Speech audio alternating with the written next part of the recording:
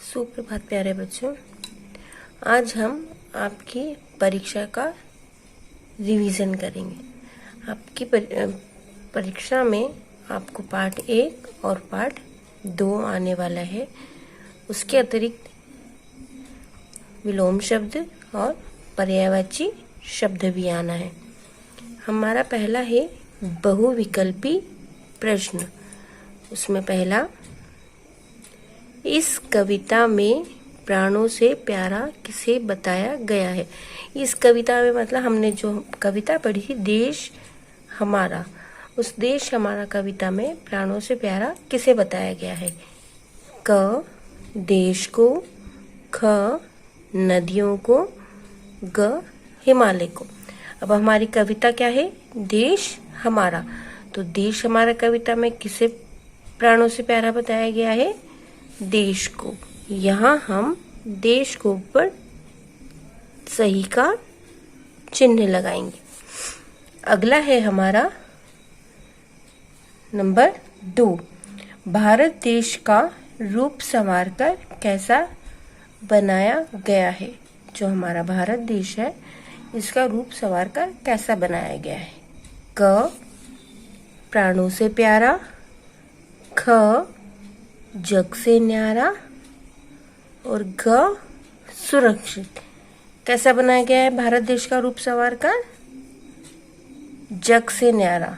इसे हमने ऐसा बनाया है कि ये सबसे अलग नजर आए, इसलिए हमने इसे बनाया है जग से न्यारा। इन बहुविकल्पी प्रश्नों में आपकी पुस्तक में दिए गए प्रश्नों को भी बहुविकल्पी रूप में पूछा गया है।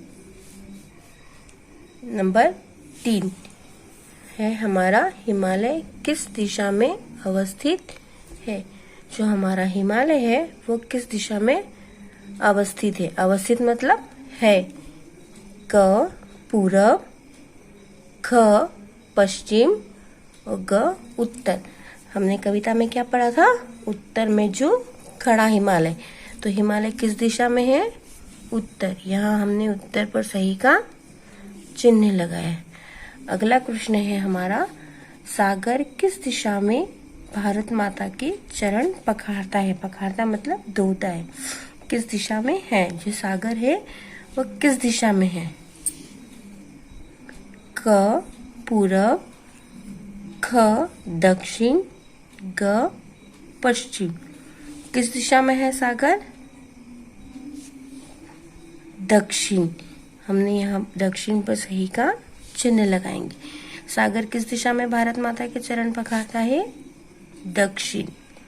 नंबर 5, हमारा जीवन सफल कैसे बन सकता है। हमारा जीवन सफल कैसे बन सकता है, यह हमारा प्रश्न है जिसे हमने बहुविकल्पी में बनाया है। क गंगा की धारा से, ख खेती करके और ग मातृभूमि की सेवा करके। हमारा जीवन सफल कैसे बन सकता है, मातृभूमि की सेवा करके।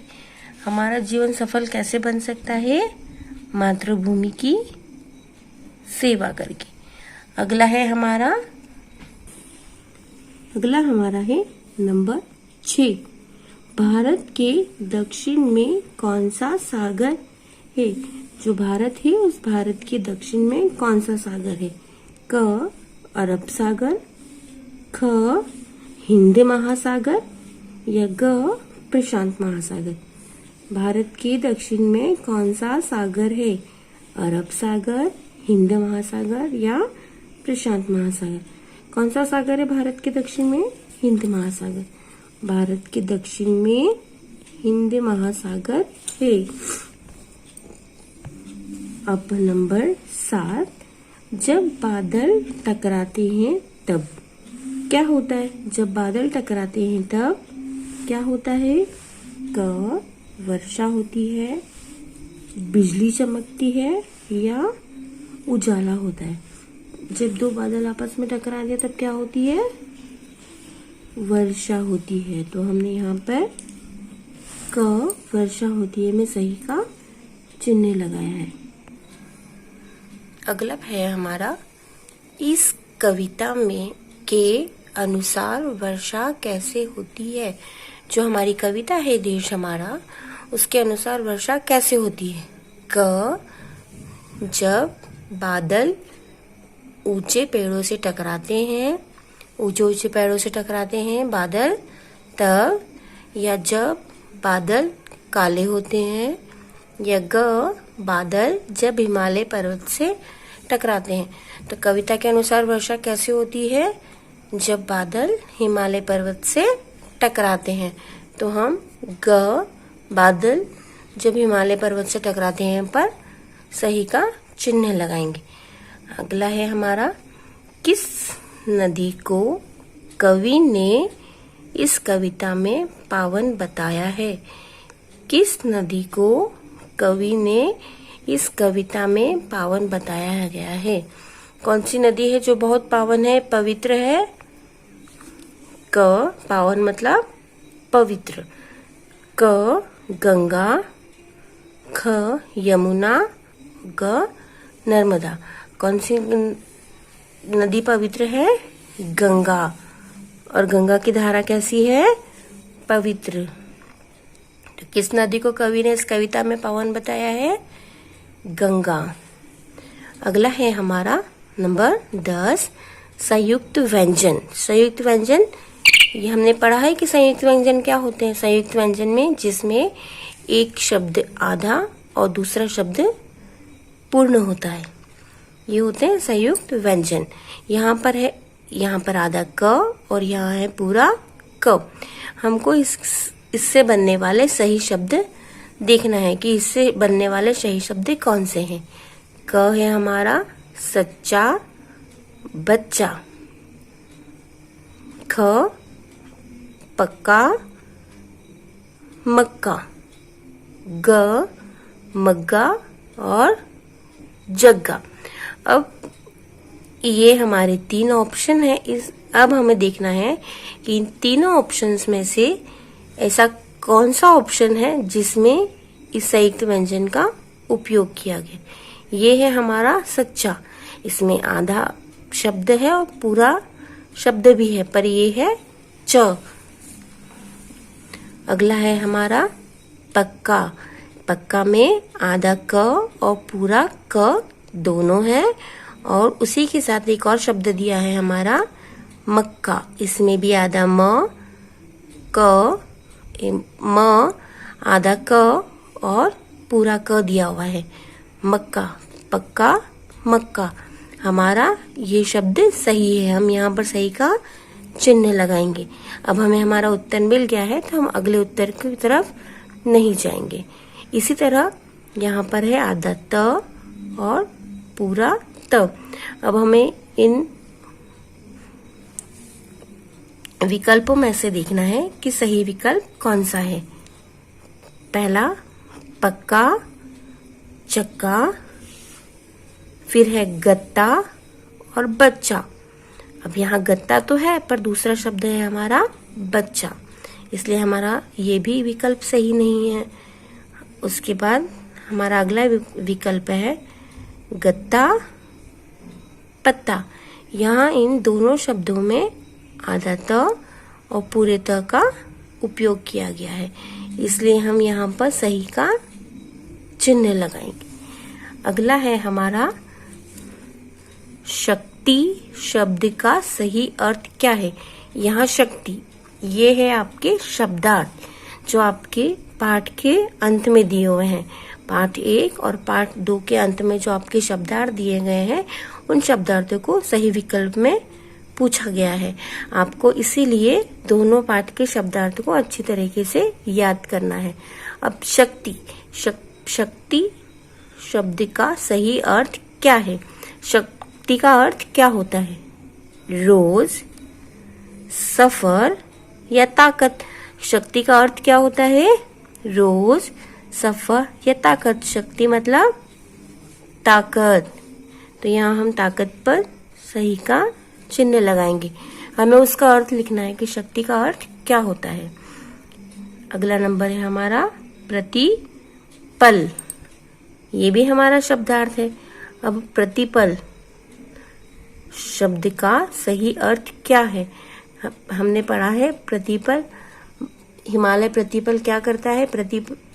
हमारी रक्षा करता है। प्रतिपल मतलब हर समय, हर समय हिफाजत या पवित्र। प्रतिपल हर समय, इसलिए हम हर समय पर सही का चिन्ह लगाएंगे। अगला है हमारा सागर के पर्यायवाची शब्द है। पर्यायवाची मतलब उसी के दूसरा नाम, उन्हें और किस किस नाम से जाना जाता है। यहाँ पर हम पूछ रहे हैं सागर के पर्यायवाची शब्द कि सागर को किस और नाम से जाना जाता है। क मेघ, बादल,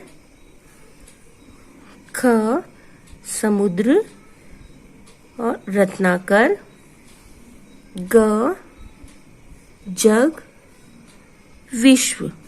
अब सागर को और किस नाम से जाना जाता है? समुद्र, रत्नाकर। सागर, समुद्र, रत्नाकर, इसलिए हम इस पर सही का चिन्ह लगाएंगे।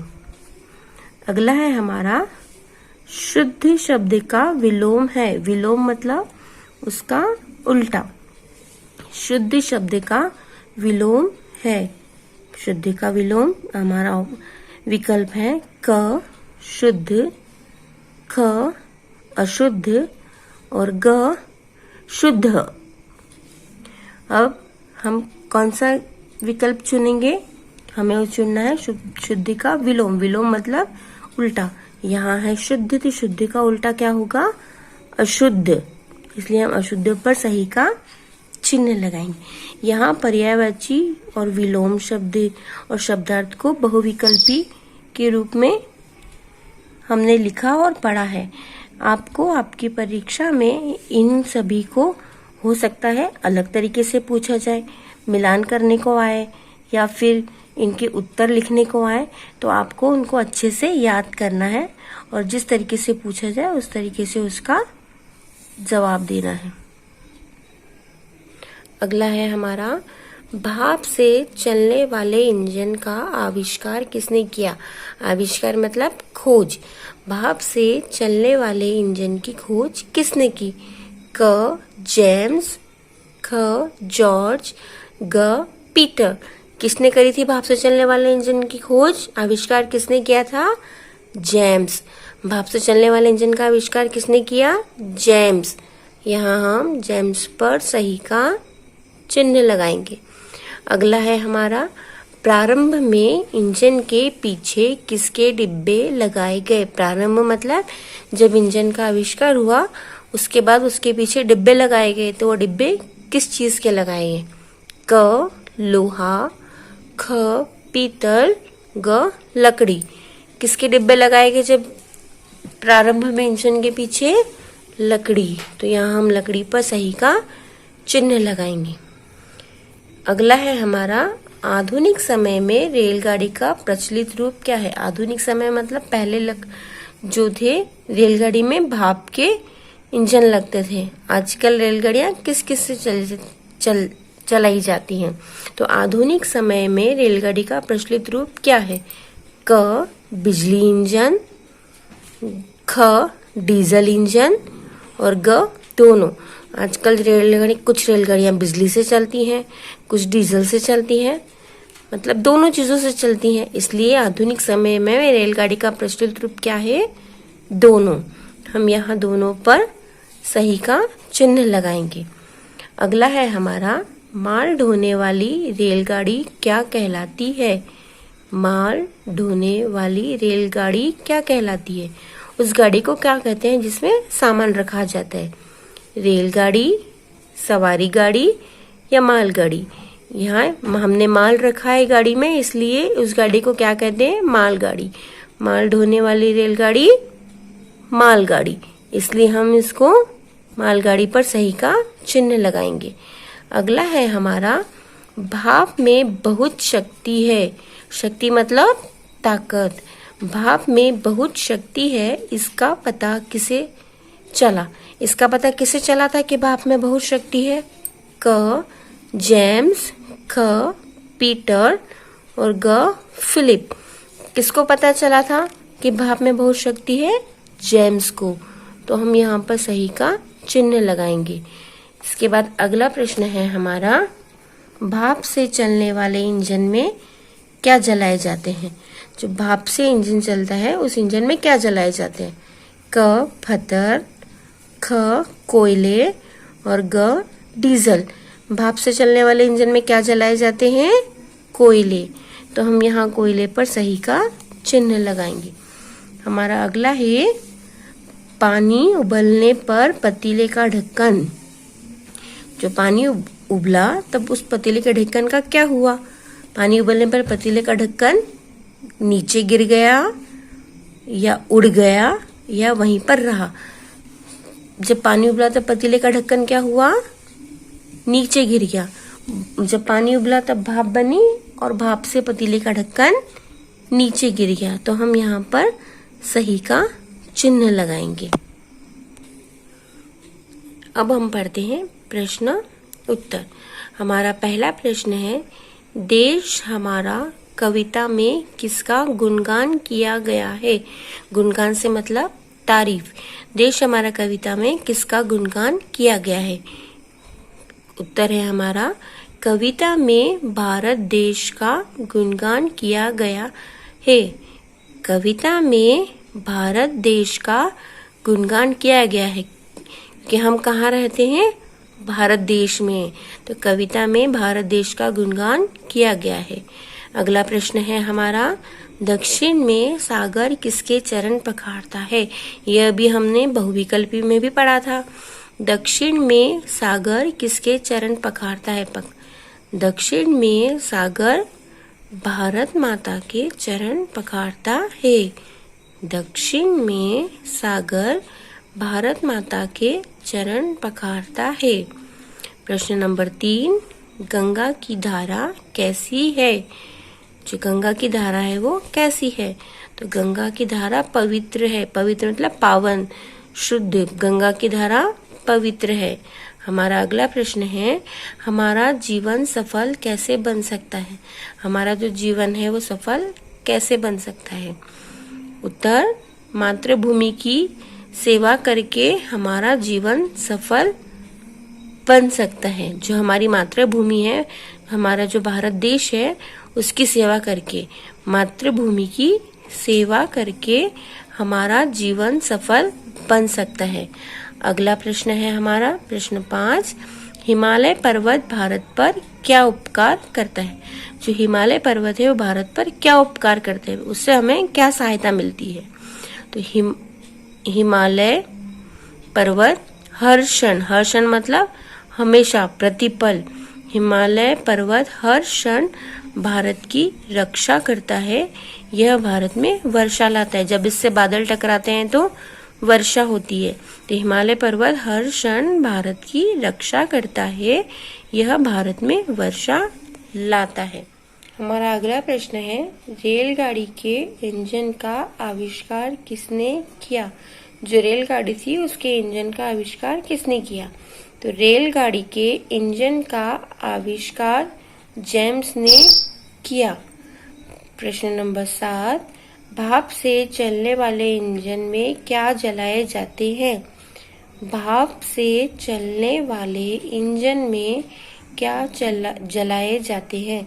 भाप से चलने वाले इंजन में कोयले जलाए जाते हैं। भाप से चलने वाले इंजन में कोयले जलाए जाते हैं। प्रश्न नंबर 8, रेलगाड़ी अब किस किस वस्तु से चलाई जाती है? पहले रेलगाड़ी भाप से चलती थी और अब किस किस वस्तु से चलाई जाती है? तो रेलगाड़ी अब डीजल और बिजली। किससे चलाई जाती है रेलगाड़ी अब? डीजल और बिजली। रेलगाड़ी अब डीजल और बिजली दोनों से चलाई जाती है। आपको ये सारा रिवीजन अच्छे से एक बार फिर से करना है। इन सारे बहुविकल्पी प्रश्नों को आप आपकी फेयर कॉपी में अच्छे से लिखें और याद करें।